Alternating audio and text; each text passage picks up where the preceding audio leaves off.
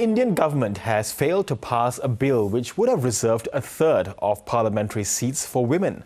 Prime Minister Narendra Modi has blamed opposition parties for failing to secure the votes needed. The opposition, though, has hit back, saying they were in favour of more women legislators, but the government's bill is linked to plans to redraw electoral boundaries. Brinda Adige is a women's rights activist and she joins me now from Bengaluru. Good to have you with us, Brinda. Firstly, can you give us a bit of a background about this bill? Because it was introduced in 2023. So why did it take so much time to get it put to a vote in the parliament, and why did it fail? Well, as usual, men do not want to share power. So there was a bill, a lot of debate, a lot of discussion, but we must also place on record that the bill came with an inbuilt clause of delimitation and census. So until the government was looking to get this census done, because we have something of 2011, the census that was done at that time. And since then, our population has grown. It is now 150 crores. That is the census that the government was supposed to have done in the meantime, that is from 2023 till now. The delimitation that is required as a result of this extended population and everything else that we are talking about when we talk about delimitation and the census. Now, neither of these happened. Now, that said, this bill came now again into the parliament for discussions and had to be passed, or they said that it must be passed because women must get the 33% reservation, but linked it deeply to census, a census that has not happened, but they are looking at the 33% and the delimitation with the census of 2011, which is going to now not have all women participate. So if we are looking at the women's reservation bill as a gender justice affirmative action, we also want to ensure that all women capable of having the merit, wanting to be leaders, wanting to contest elections, have the opportunity to contest elections. Now, that did not happen. That was not done. The jobs that were supposed to have been, the tasks that were supposed to have been done were not done. A.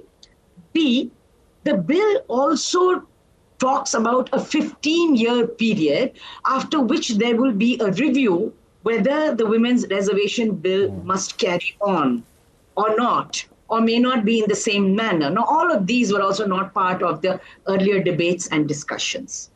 The next part of it was, the bill is talking about 33% reservation, but doesn't talk about political parties reforming similar conditions of leadership and decision-making within political parties, which means it's going to again have a class of women coming there, as there is no space for the other backward communities to come in. So all of these things have put the bill on the back seat. But the government could have allowed for this bill to come within the present seat structure, 33%. Of course, about 179 men who are holding positions, elected representatives who are there in the parliament, would have to give up. So the big question was, which are the seats that are going to be given up? Now, nobody's going to give it up, and no one's going to take it from anybody. And that's where the bill is now stuck, saying that, okay, opposition is not asking, opposition has put in some hurdles, but women ourselves are asking this question. If you're just going to make it a symbolic bill that doesn't affirm gender justice, nor is it inclusive of all women, then are you really doing this in the interest and the best interests of women? If this bill was put to the parliament in isolation, not linked to the census nor the delimitation exercise, would it have passed? It would have passed because there is a precedent. We had the 73rd and the 74th Amendment, where there was no special census, nor there were special delimitations done. Seats that men were holding, that men had historically been winning, those seats were just given to women and the rotation done. So there was a precedent for it. Now, there was a lot of noise, there was a lot of grumbling, but some seats had to go and they went, because women were given 33% in the 73rd and the 74th Amendment. That is the panchayat, at the 3-tier level. the village and the block level and the Jilla Panchayat level, and it happened. Now, that could have been the same thing that could have happened here. One set of people, maybe the experts sit down and say, okay, this is how proportionately we will allocate the seats to be reserved for women. It could have been done. But they didn't do it because they didn't want to offend anybody. Is there a sense that, their hopes are dashed, for women like yourself, hopes are dashed that this is being kicked, the can is being kicked down the road to, years from now or whenever this comes across? Do you feel a sense that your hopes have been dashed, that so much could have been achieved if, 33% of the parliament were women? Absolutely. How can anybody be speaking, talking, making decisions for women if there are no women there? How can men make these decisions for women? Women must be represented. Women must be the ones who make policies and budgetary allocations, and all our hopes have been dashed because this is a battle that has been going on for the last 28, 30 years. And this is not something that is around coffee table discussions. Women have presented case studies. We've brought statistics to courts, to the parliament. We've been on the streets taking out demonstrations and rallies and kept hoping and hoping, okay, the next government and the next government. And now our hopes were really very high last week. And then we saw that, the women's reservation bill getting burdened and tied down to census, to delimitation, and no reservation in the state assemblies, no reservation in the upper house. So reservations which are very conditioned and in a small part. This is very, very disheartening. And we kind of wonder and question, is the government really willing to share power?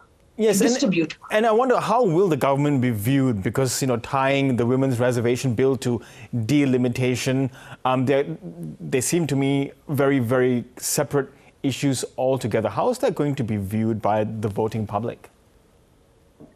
Again, two things. So when the delimitation happens, the constituencies will increase. And when these constituencies increase, the government says, we will give you that 33% from those increased constituencies, which means this 500 plus seats that men have been holding and a couple of women will remain. We will now give you an additional 33% seats. So our parliament is going to be absolutely jumbo, huge, 815, 17, 50. We don't know how the delimitation happens, and that many elected representatives will come over there. But it was there. This clause was already there in the previous bill when it was passed in the parliament. But they haven't done the census. On what basis is the delimitation then going to be done? Because unless you have census done, you will not be able to do delimitation only on the basis of geography. That's not how delimitation happens. So you can't have the delimitation but not have the census. And that's why it's not going together. It doesn't make logical sense.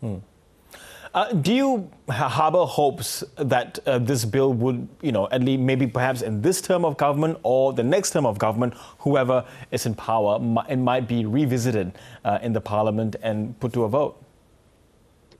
We absolutely hope. That's what has been going for us for the last 30 years. But we are also now demanding that political parties have these kind of mandatory stipulations made within their party politics, that seats would be reserved within the party itself. So you elect or you choose candidates who can contest in certain constituencies. You don't have to wait for the law. Of course, the law is important. We want it. It is constitutional right of every woman. But in the meantime, political parties, there's nothing stopping political parties from giving the same 33% and then wait for the law too. And just tell us, what was the opportunity, the cost here? I mean, now that for now there won't be, this 33% representation of women in Parliament. What are the consequences of that? What could have been achieved for women's rights in India should this bill had been passed? Well, I think we would have put our money where our mouth is, saying that we're talking about gender justice, we're talking about women's rights, we're talking about equality, we're talking about women being in positions of decision-making and power in the hands of women, because we are more than 50%. All of that is now come to naught. So we are now going to have men again making those same decisions or no decisions. making those budgetary allocations, which are absolutely negligence if you look at the kind of budgetary allocations made in the Indian Parliament for women, children, the disabled, and issues of the social sector. All of that are deep concerns for women. And all of that is now again going to be another struggle and a battle which is going to be continued. And yes, sometimes it is frustrating and makes us pull our hair and say, okay, where are we going? 79 years down independence, and women are still fighting for their constitutional rights, for being equal partners, to hold power and to make decisions. Yeah, it's a struggle and a battle we will keep our watch on in the months or perhaps years to come. Brinda Adige, really appreciate your time today. Thank you so much.